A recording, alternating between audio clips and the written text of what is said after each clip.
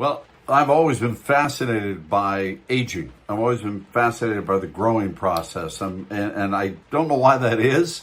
I look back at old photographs of myself as a 2-year-old or 3-year-old that my mother or father took, and who is that person, right? And I think when you get older, you start to feel that distance, but yet feel a closeness to it. And I think there's something remarkable about that.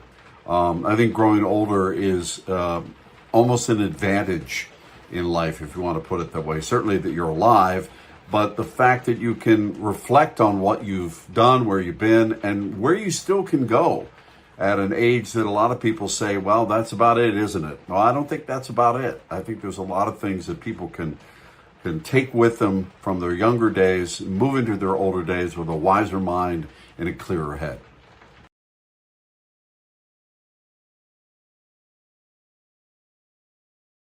Well, there's no way around memoir without being, well, scratching at the skin a little bit and going to the down by the blood. You know what I mean? I don't think there's any other way to do memoir than to tell the truth, go deep, think hard, and that's why a lot of what you find in this book is, myself as an open book.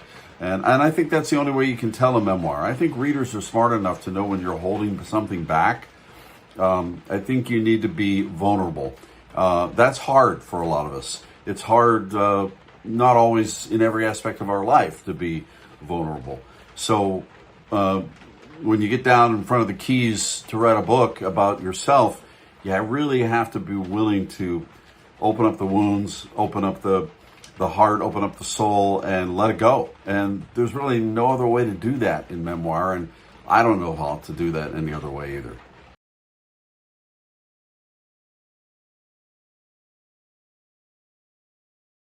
No, it's certainly not a book of how-to or a sort of list of things you can do with your life as you move forward into older ages. But it is a kind of philosophical look, I think you can say. Not that I think that I'm some kind of great philosopher. I just think that I do have a sense of how to observe things. I've been trained as a journalist, so now I'm observing myself, and I'm observing my aging process, and observing where I am and where I want to be and what I've done, and my mistakes, my successes, all those things. And I think that when you look at age, you have to look at the whole picture of a life to examine where you are in that aging process. And that means literature and books and your family and history not only of the culture and the society and the nation maybe, but your own personal history, your family, your life, where you've come from, where you've been. I think that's very important.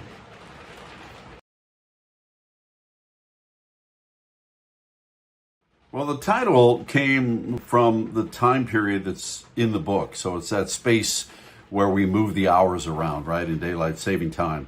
But I like the title because I think as you grow older, you're looking for more time. I think most of us do that. We're looking for how to grab just a little bit more of that time left in our lives. And nothing better than grabbing at least one more hour, maybe turning into days, weeks, months, years. So that's what it's about. That's where the title comes from.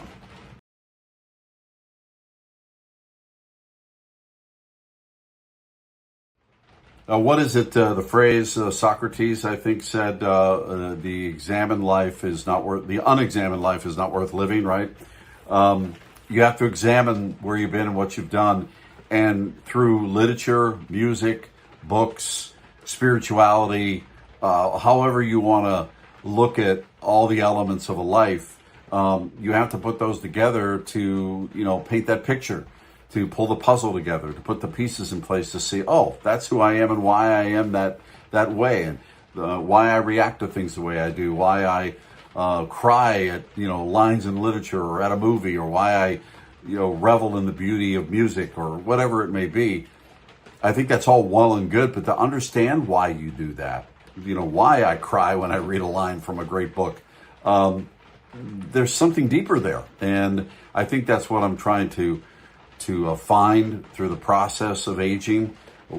why I'm like that, why I am these things. And it's not really all about me. It's about you. It's about other readers. It's about all of us, because we share so much of that. And I think that's important to understand about the book.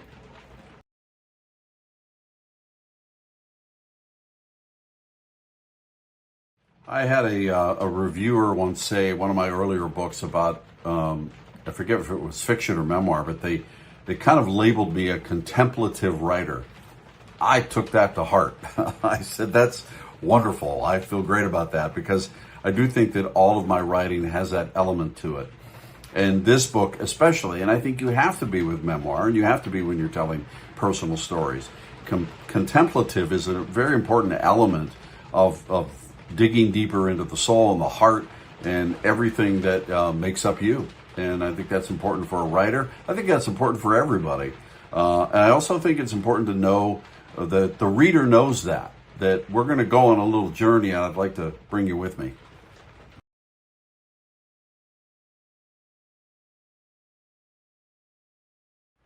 Well, I'd probably tell my younger self not to worry so much, not to think so much about success in the terms of things or money or materialism. I know these sound like kind of cliche things, but I think they're so true. That the most important things in life are free, as they say. And the most important things that I have gathered in my life and the things that I hold dear come from things that as a 20-year-old I may not have thought about that much. Not that I didn't have a sense of self or awareness back then. I think I did to some extent. And I think many of us do. But I think it's clouded by the fact that we think we're immortal. And as you get older, you start to realize, I'm not going to be here forever. And then to look at your life a little bit differently. And it becomes more meaningful. It really does.